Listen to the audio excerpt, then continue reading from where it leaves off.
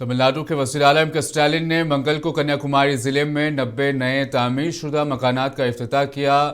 ये पेरुमलपुरम इलाके में श्रीलंका के तामिल बाज़ाबादकारी कैंपों में बनाए गए थे और कैंप के रिहायशियों के हवाले किए गए। इस प्रोजेक्ट को तकरीबन 7 करोड़ 85 लाख रुपए की लागत से मुकम्मल किया गया और इसमें मुस्तफीद होने वालों के लिए बुनियादी ढांचे की ज़रूरी सहूलियात शामिल हैं।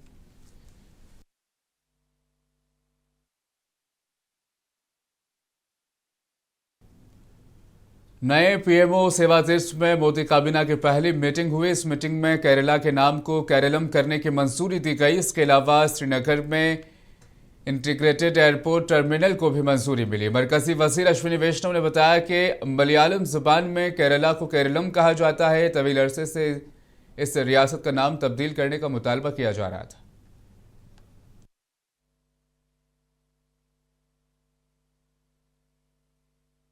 आज इस फैसले के बाद में माननीय राष्ट्रपति जी Kerala alteration of name bill 2026 ये राज्य की विधानसभा के पास भेजेंगे, इसको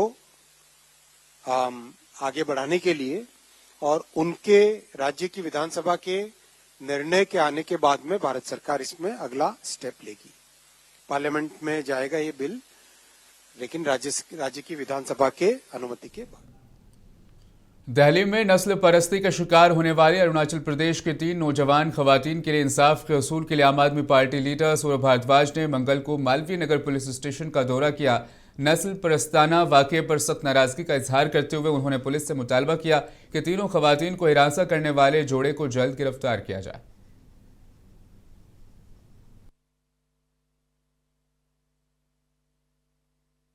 हमने एसएचओ साहब से बात की, उन्होंने मुकदमा दर्ज किया है और जिन धाराओं में दर्ज किया है मुझे लगता है कि उसके अंदर अरेस्ट बनती है। और हमने उन लोगों को, एसएचओ साहब को और पुलिस प्रशासन को निवेदन किया है कि आप इनको अरेस्ट कीजिए। और ख़ास तौर पर केंद्र सरकार और केंद्रीय गृह मंत्री अमित शाह जी जो वोट मांगने तो अरुणाचल प्रदेश चले जाते हैं, मणिपुर चले जाएंगे, असम चले जाएंगे, मगर जब इन लोगों को न्याय देने की बात हो तो सरकार एक सौतेला व्यवहार जो है इनके प्रति दिखाती है। तो सरकार को चाहिए कि तुरंत जो है सीरियस एक्शन जो है इसके अंदर बनता है और एक्शन लेना चाहिए। आज आपकी क्या बात हुई अभी अधिकारियों से? देखिए, हमारे अधिकारियों से अच्छी बातचीत हुई। हमने उनको यही निवेदन किया जो आपको बताया कि भाई आरोपी को अरेस्ट किया जाए। जितनी घटिया बात वो आरोपी और आरोपी की पत्नी ने उस लड़की से कही कि तुम 500 रुपये वाली मसाज पार्लर वाली हो, और उसको लगभग वेश्या कहा गया और उसको ऐसी ऐसी भद्दी बातें कही गई हैं जो कि एक सभ्य समाज में नहीं कही जानी चाहिए थी, और इसके ऊपर बड़ी कार्रवाई होनी चाहिए। कांग्रेस के रुकने पार्लियामेंट तारिक अनवर को 18वीं लोकसभा के लिए हिंद सऊदी अरब पार्लिमानी फ्रेंडशिप ग्रुप का रुकन नामजद किया गया। इस मौके पर उन्होंने खुशी और एजाज का इजहार करते हुए कहा कि वो दोनों ममालिक के दरमियान मुकालमे, ताउन और मुश्तरका जमहूरी इक़्तिदार के फ़रोग़ के लिए भरपूर किरदार अदा करेंगे।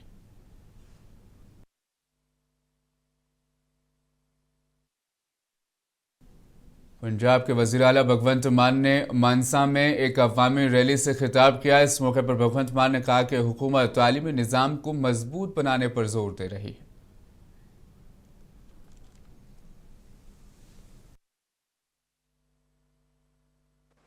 सो वीरो, पढ़ाई, एजुकेशन, क्वालिटी एजुकेशन, ये वास्ते नीयत चाहिए साफ।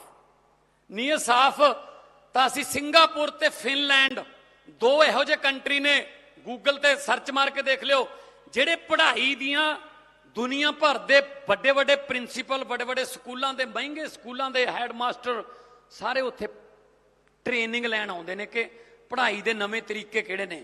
असी उन्हां दोनां नाल संपर्क करके अज साडे जिहड़े बैच ने हैडमास्टरां दे, टीचरां दे, प्रिंसीपलां दे फिनलैंड दे विच ते सिंगापुर च जाके 15-15 दिन की ट्रेनिंग लैके इत्थे आउंदे ने। इत्थे आके अपने नालदियां नूं सिखाउंदे ने ते बच्चिआं नूं सिखाउंदे ने। आह चीज़ां हुंदियां कदे पहलां इन्हें सोचियां नहीं सी। महाराष्ट्र AIMIM के रुकन असेंबली मुफ्ती इस्माइल कासमी का कहना है कि इल्ज़ाम लगाया गया था कि मालेगांव में 10,000 बांग्लादेशी और रोहिंग्या रहते हैं और इसी बुनियाद पर हुकूमत से एसआईटी बनाने का मुतालबा किया गया था। एसआईटी ने 6 माह तक काम किया और अपनी तहकीकात मुकम्मल करने के बाद उसे मालेगांव में एक भी बांग्लादेशी या रोहिंग्या नहीं मिला। मैं मालेगांव से ताल्लुक़ रखता हूँ।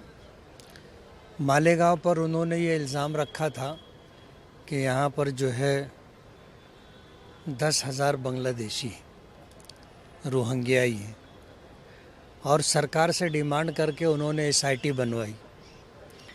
एसआईटी ने 6 महीना काम किया। 6 महीना काम करने के बाद मेरी कॉन्स्टिट्यूंसी में उनको एक भी बांग्लादेशी और एक भी रोहिंग्याई नहीं मिला।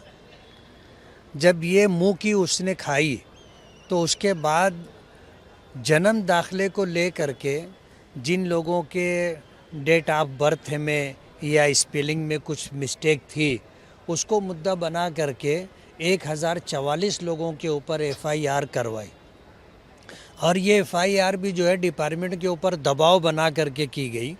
एसआईटी के लोग नहीं चाहते थे कि इनके ऊपर एफआईआर हो।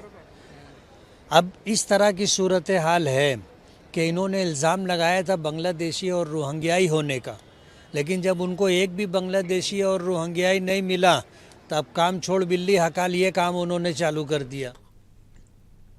अमेरिकी सदर डोनाल्ड ट्रंप ने उन रिपोर्टों को बेबुनियाद करार दिया जिनमें बताया गया था कि जॉइंट चीफ ऑफ स्टाफ के चेयरमैन ने ईरान के खिलाफ किसी बड़ी कार्रवाई के खतरात से मुतालिक इंतबाह जारी किया है। उन्होंने इस बात पर जोर दिया कि किसी भी तनाज़े की सूरत में वाशिंगटन तेहरान को आसानी से शिकस्त देने की सलाहियत रखता है। ट्रंप ने मजीद कहा कि ईरान के बारे में फैसला वो खुद करते हैं और वो इस बात की तरफ इशारा कर रहे थे कि अगर ईरान किसी मुआहदे पर ना पहुंचा तो उसे एक इंतहाई बुरे दिन का सामना करना पड़ेगा।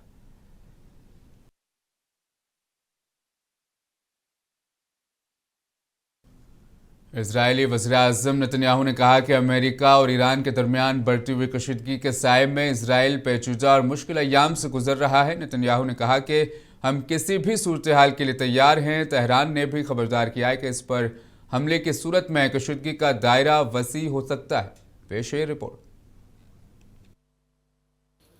अमरीकी सदर ट्रंप की जानिब से तेहरान के नया जौहरी मुआहदा कबूल न करने की सूरत में हमलों की धमकी के बाद इजरायली वज़ीर-ए-आज़म नेतन्याहू ने कहा कि हम इंतहाई पेचीदा और मुश्किल दिनों में जी रहे हैं। हमने अपनी आंखें खुली रखी हैं और हम किसी भी सूरत हाल के लिए तैयार हैं।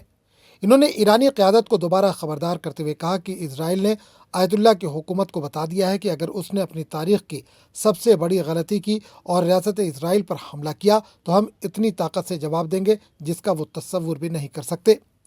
दूसरी तरफ ट्रंप की जानिब से मुमकिन हमलों के इशारे के बाद ईरानी नायब वज़ीर ख़ारजा काजिम गरीब आबादी ने खबरदार किया है कि अगर इनके मुल्क पर हमला हुआ तो कशीदगी का दायरा वसी होने का ख़तरा है।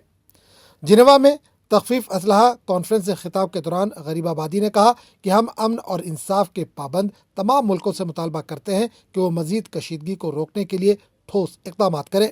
किसी भी नई जारहियत के नताइज सिर्फ एक मुल्क तक महदूद नहीं रहेंगे और इसकी जिम्मेदारी उन पर होगी जो इस तरह के इक़दाम की पहल करेंगे या इनकी हिमायत करेंगे। ईरान ने अपनी इंतबाही मुहिम जारी रखते हुए किसी भी हमले को नाकाम बनाने की तैयारी का अदा किया। ईरानी फौज के सरबराह मेजर जनरल अमीर हातमी ने कहा कि दुश्मन गलत फहमी में है अगर वो ये समझता है कि हम कमज़ोर पोजीशन में हैं। ये बयानात एक ऐसे वक्त में सामने आए हैं जब दोनों मुल्कों के दरमियान एटमी मसले पर मुज़ाकरात जारी रहने के बावजूद ट्रंप की जानिब से ईरान पर महदूद हमलों के इम्कानात बढ़ रहे हैं। एक इजाफी तैयारा बरदार बहरी जहाज़ के खित्ते में आमद के साथ सूरत हाल मजीद कशीदा हो रही है। ये बहरी जहाज़ अमरीकी सदर के किसी भी फैसले की तैयारी के सिलसिले में पहले से मौजूद बहरी जहाज़ अब्राहम लिंकन के साथ शामिल होने के लिए पहुंच रहा है। ब्यूरो रिपोर्ट, मुंसिफ टीवी। ईरानी फौज का एक हेलीकॉप्टर मंगल को वसती सूबा अस्फहान की एक फ्रूट मंडी में गिरकर तबाह हो गया, जिसमें पायलट, मुआविन पायलट और 2 ताजिर हलाक हो गए। इत्तलात में मजीद कहा गया कि हेलीकॉप्टर दरचा शहर में गिरा जिसकी वजह से आग लग गई और महकमा हंगामी खिदमात ने उसे बुझाया। माहिरीन का ख्याल है कि ईरान का फ़िज़ाई तहफ़्फ़ुज़ का रिकॉर्ड ख़राब है और बार बार हादसात होते हैं।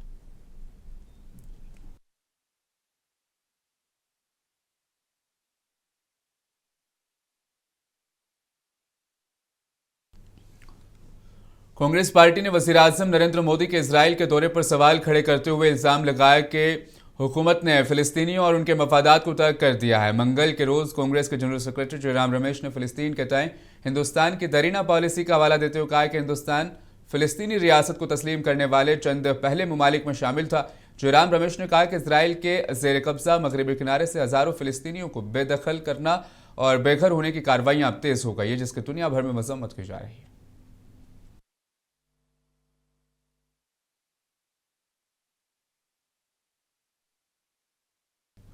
इसराइल में हिंदुस्तान के सफीर जेपी सिंह का कहना है कि वज़ीर-ए-आज़म नरेंद्र मोदी का इसराइल का आइंदा दौरा दो तरफा ताल्लुकात को मजीद मजबूत बनाने के लिए एक तारीखी कदम होगा। उन्होंने इस दौरे को एक अहम संग-ए-मील करार दिया। As you know, Indian Prime Minister Shri Narendra Modi ji is visiting Israel on February 25th and 26th of this month.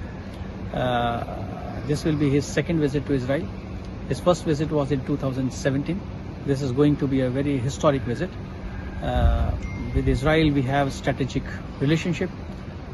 When Prime Minister Modi ji came in his first visit in 2017, that was the time both the leaders, he and along with the Prime Minister Netanyahu, they laid the foundation of our relationship.